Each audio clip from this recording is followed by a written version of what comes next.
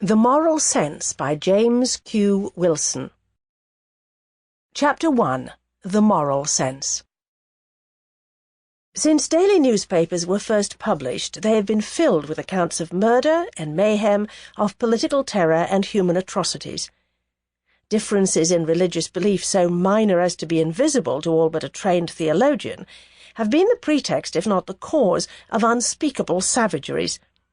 Differences in colour and even small differences in lineage among people of the same colour have precipitated riots, repression and genocide. The Nazi regime set about to exterminate an entire people and succeeded in murdering 6 million of them before an invading army put a stop to the methodical horror. Hardly any boundary can be drawn on the earth without it becoming a cause for war. In parts of Africa, warlords fight for power and booty while children starve. When riots occur in an American city, many bystanders rush to take advantage of the opportunity for looting. If people have a common moral sense, there is scarcely any evidence of it in the matters to which journalists and their readers pay the greatest attention. A person who contemplates this endless litany of tragedy and misery would be pardoned for concluding that man is at best a selfish and aggressive animal, whose predatory instincts are only partially and occasionally controlled by some combination of powerful institutions and happy accidents. He would agree with the famous observation of Thomas Hobbes that in their natural state men engage in a war of all against all. In this respect they are worse than beasts. Whereas the animals of the forest desire only sufficient food and sex, humans seek not merely sufficient but abundant resources.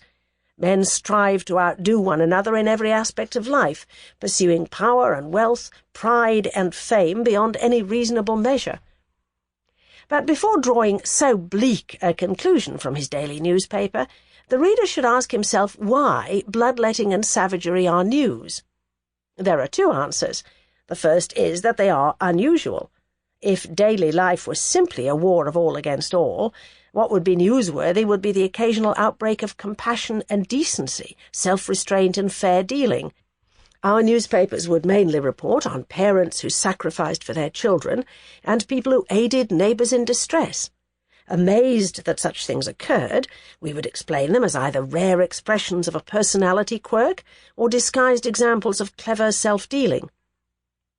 The second reason that misery is news is because it is shocking.